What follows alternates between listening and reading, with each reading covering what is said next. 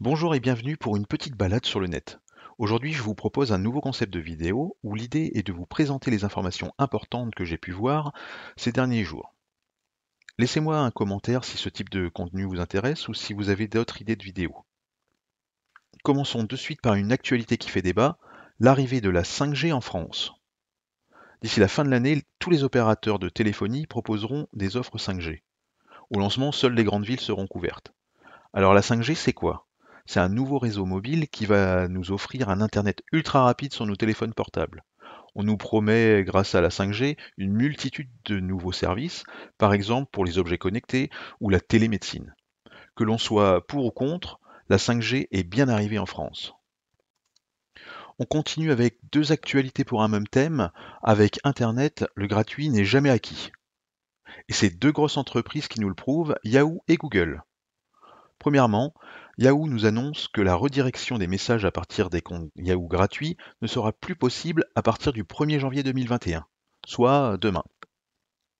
En gros, lorsque vous recevez un message sur votre compte Yahoo, vous pouviez jusqu'à présent le retransmettre automatiquement vers un autre compte de votre choix.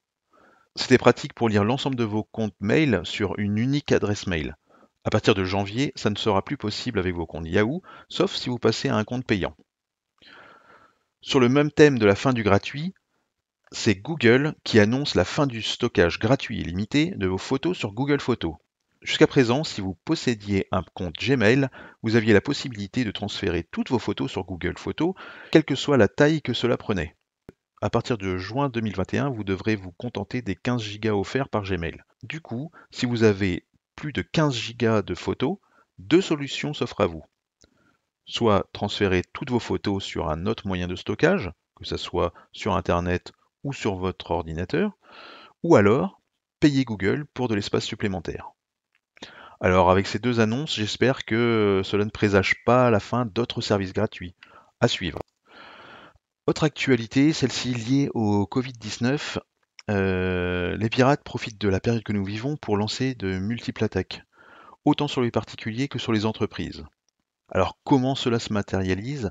Le plus souvent, il s'agit de mails qui vous demanderont de faire des dons, ou encore un mail vous vantant le produit miracle pour vous protéger ou même guérir du Covid-19, ou encore la vente de masques à des prix défiant toute concurrence. Alors ici, le but des pirates est tout simplement de vous voler vos coordonnées bancaires. Si vous cliquez sur les liens, vous serez alors redirigé vers des fausses boutiques ou des faux sites, où le but c'est de vous faire remplir des formulaires avec vos coordonnées bancaires. Donc comme d'habitude, soyez extrêmement vigilant lorsque vous recevez des mails contenant des liens ou des pièces jointes. Ne cliquez jamais ou n'ouvrez jamais une pièce jointe sans faire un minimum de vérification. D'ailleurs, je vais en profiter pour répondre à une question posée par Eliane sur ma page Facebook. Elle se demandait comment vérifier la destination d'un lien contenu dans un mail. Alors je vais aller dans un mail. Alors pour cela, c'est assez simple. Il suffit de positionner le curseur de la souris, donc la petite flèche, au niveau du lien. Et dans ce cas-là, on voit tout en bas de l'écran l'adresse de destination qui s'affiche. Donc je le refais, hop, je pars, je me repositionne sur le lien et l'adresse apparaît. Donc là, on voit que c'est une adresse qui finit par yahoo.net. Je suis sur un mail de Yahoo, donc ça paraît cohérent, il n'y a pas de risque. Alors, ce type de fonctionnement est à peu près identique sur tous les comptes de messagerie. Donc là, je suis sur ma boîte mail Yahoo. Si je vais sur ma boîte mail Google, là, voilà, par exemple, c'est une newsletter de Que choisir. Bah voilà, si je me positionne sur le lien, hop, je vois en bas s'afficher l'adresse, destination, et là, c'est une adresse quechoisir.org, ce qui paraît logique vu que je suis sur une lettre d'information de Que choisir.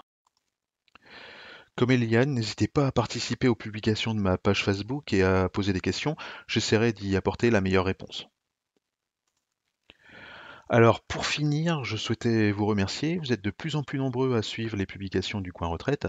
Si vous souhaitez m'aider, une seule chose à faire, parler du Coin Retraite autour de vous ou partager mes articles, mes publications. Alors je vous remercie d'avance, mais pour le moment, ça sera la fin de cette petite balade sur le net. Je vous souhaite une bonne navigation et vous dis à très vite.